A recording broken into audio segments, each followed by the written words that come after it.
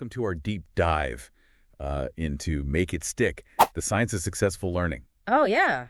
This book is all about, practical research-backed strategies Right. to learn more effectively and actually remember what we study. Yeah. So if you're looking to, supercharge your learning, whether it's for school or work or just personal growth, you're in the right place. You're definitely in the right place. And what's so interesting about this book is it challenges some of the common assumptions we have about learning. We often think that, just rereading notes or listening to a lecture multiple times will make the information stick.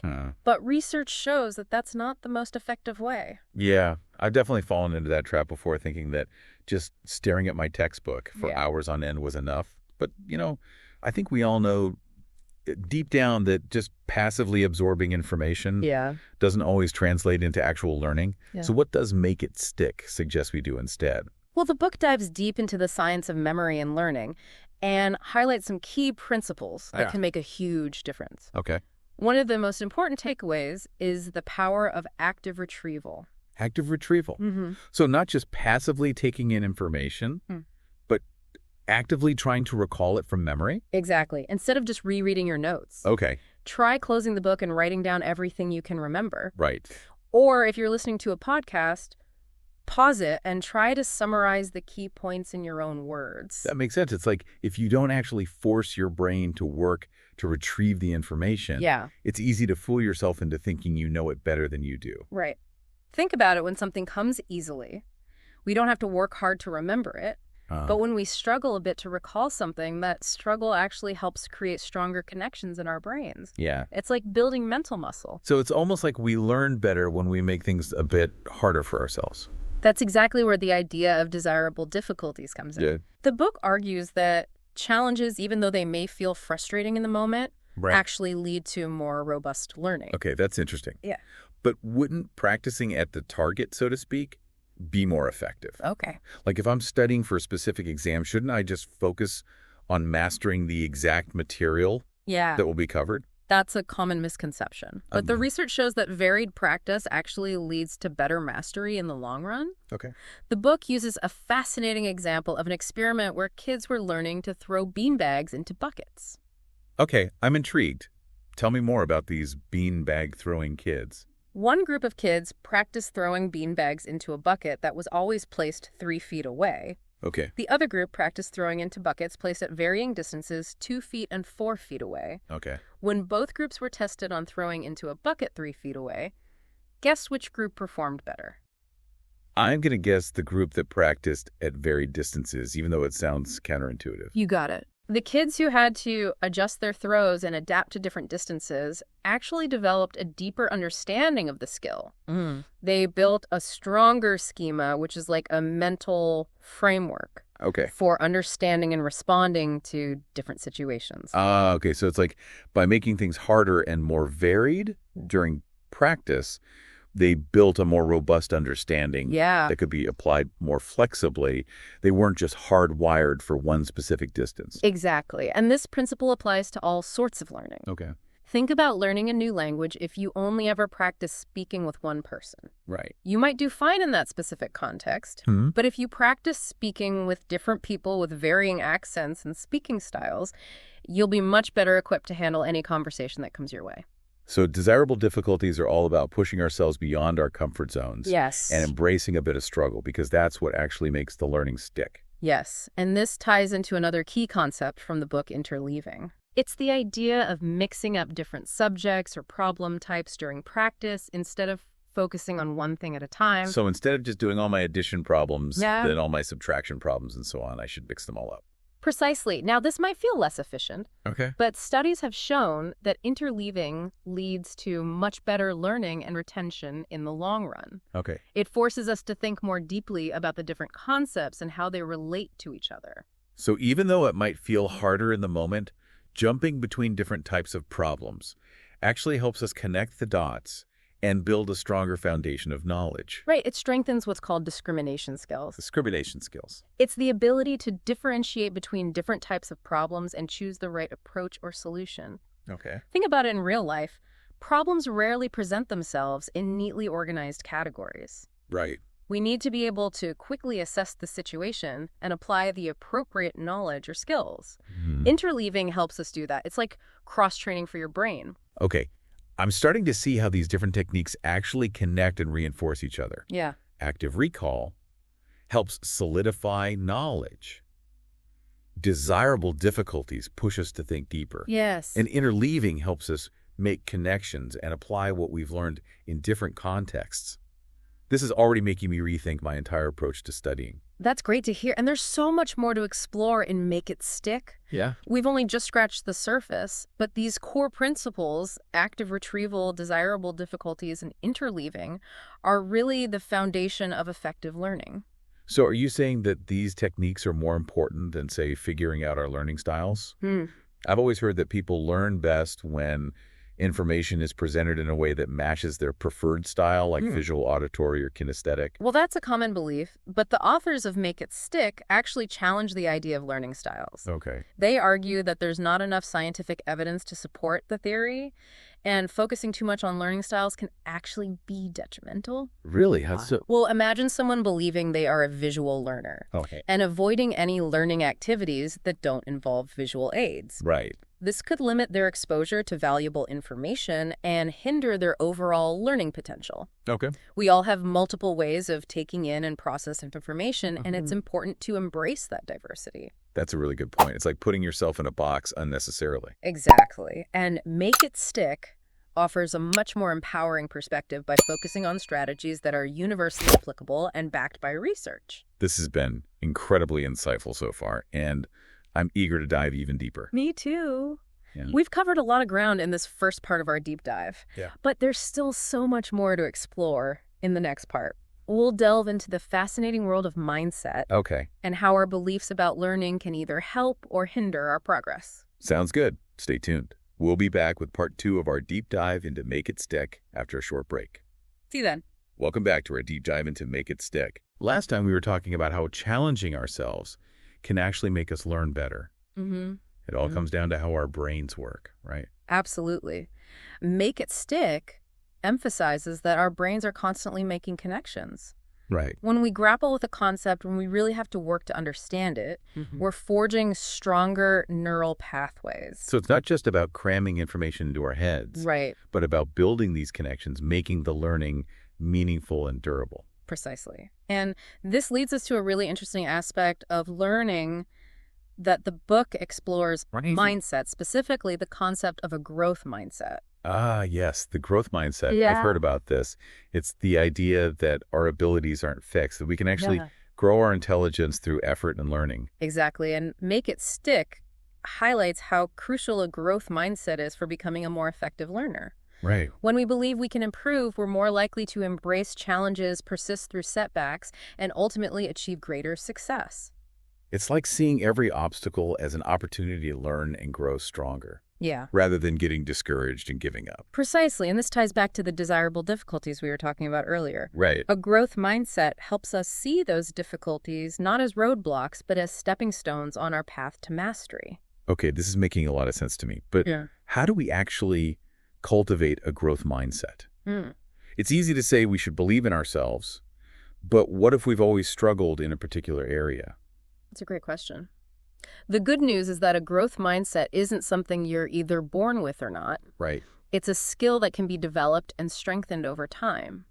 One way to do this is by focusing on the process of learning rather than just the outcome. Can you give me an example of what you mean? Sure. Let's say you're trying to learn a new programming language and you're feeling stuck on a particularly challenging concept. Okay. Instead of getting discouraged and thinking, I'm just not good at programming, Yeah. try reframing your thinking. Focus on the steps you're taking to learn the effort you're putting in and the progress you're making, no matter how small. So it's about celebrating the small victories along the way, acknowledging the effort and the learning process itself, rather than just fixating on the end goal. Right, and it's also important to view mistakes not as failures, but as valuable feedback. Okay. Every mistake is an opportunity to learn and adjust our approach. This reminds me of something else we touched on earlier, the importance of reflection. Yes. I remember you saying that reflection isn't just passively thinking about what happened, but actively engaging with the experience to figure out how to improve. Exactly. Reflection is a powerful tool for cultivating a growth mindset and enhancing our learning. It allows us to analyze our mistakes, identify areas where we need to improve, and brainstorm strategies for doing better next time. So how can we make reflection a more regular part of our learning process? Do you have any tips? One simple but effective technique is to keep a learning journal. Oh. After each study session, take a few minutes to reflect on what went well, what challenges you faced, and what you might do differently next time. You can also use your journal to track your progress, which can be really motivating. That's a great idea. Yeah. I can see how writing things down would help solidify the learning. Yeah. And also make it easier to spot patterns in what's working and what's not. Right. And don't be afraid to get creative with your reflection. Okay. You could even try talking through your learning process with a friend or study partner. Right. Sometimes just verbalizing our thoughts can help us gain new insights. So we've talked about active retrieval, desirable difficulties interleaving, and now the growth mindset. All of these strategies seem interconnected, working together to create a more effective and engaging learning experience.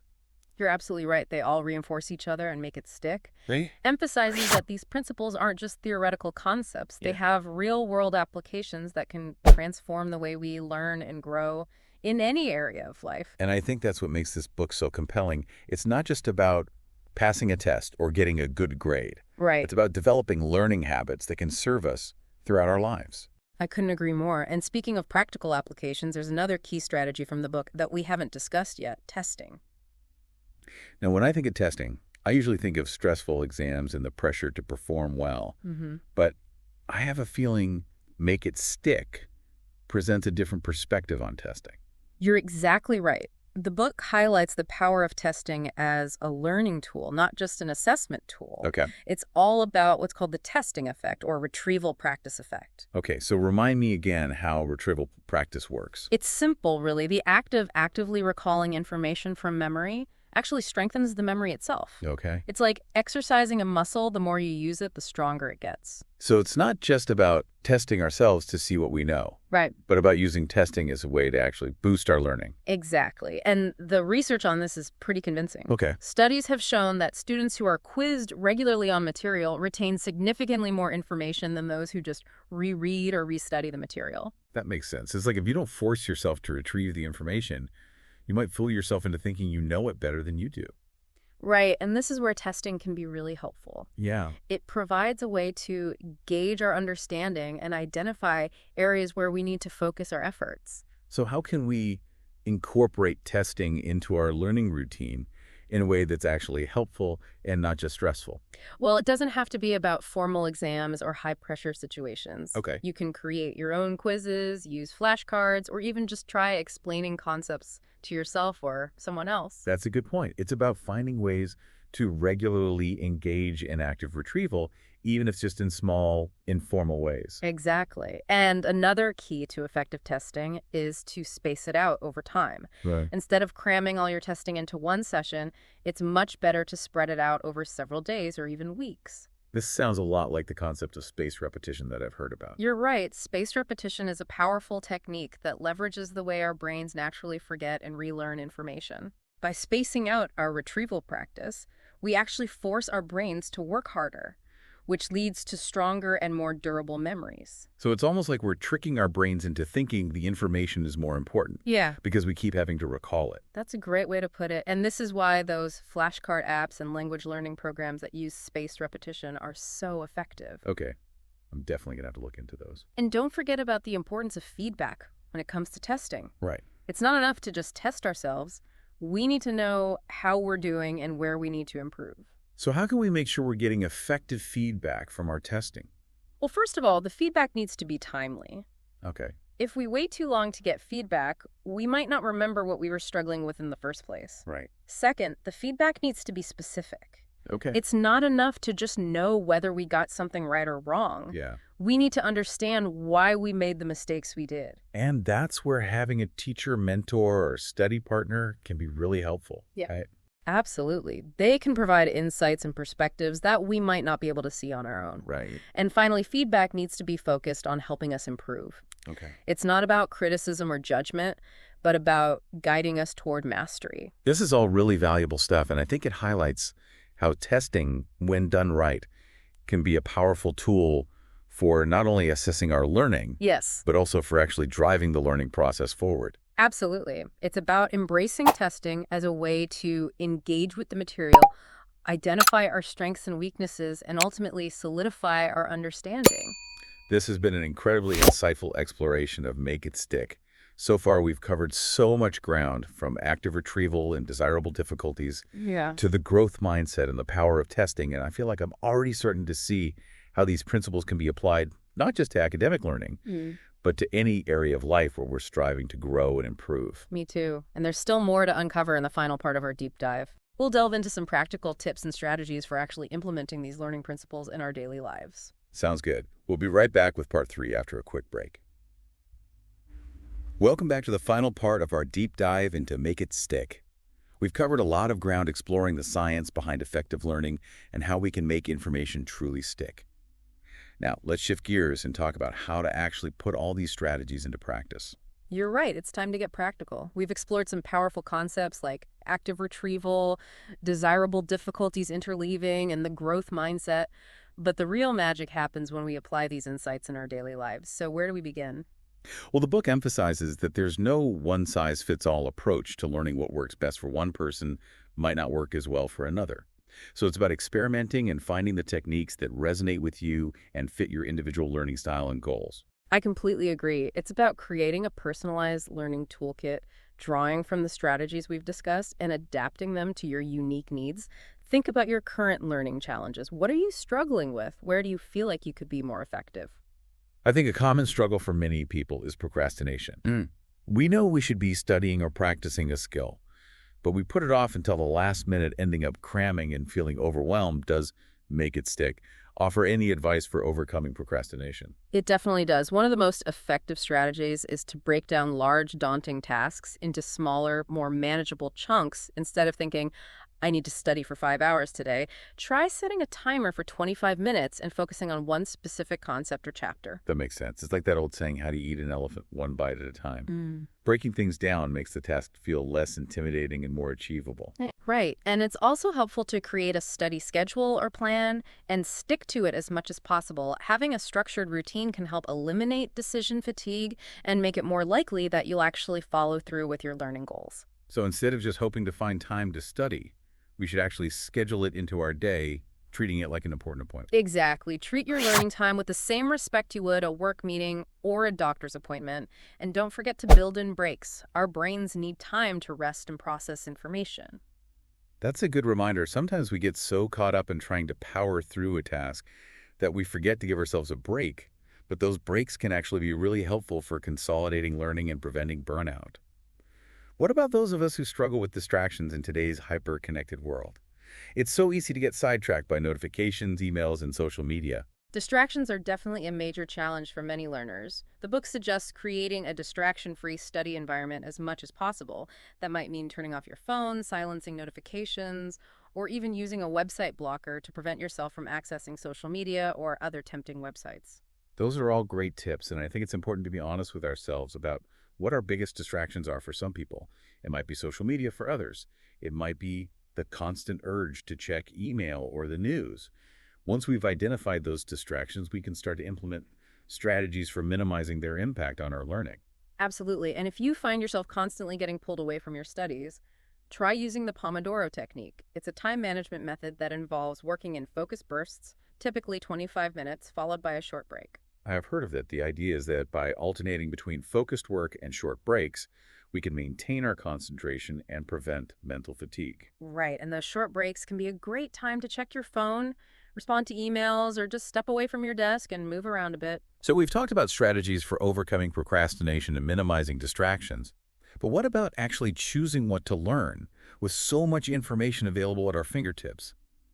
It can be overwhelming to know where to even begin. That's a great point. The book encourages us to be intentional about our learning choices. Instead of just passively consuming whatever information comes our way, we should actively seek out knowledge and skills that align with our interests, goals, and values. It's about taking ownership of our learning journey and choosing a path that's both meaningful and motivating. Exactly. And don't be afraid to explore new topics and challenge yourself to step outside your comfort zone. Sometimes the most rewarding learning experiences come from unexpected places. So it's about striking a balance between pursuing our passions and venturing into unfamiliar territory that makes sense. And once we've chosen what to learn, how can we make sure we're actually absorbing the information and making it stick? Well, that's where all the strategies we've discussed come into play. Active retrieval, desirable difficulties, interleaving spaced repetition reflection, and testing.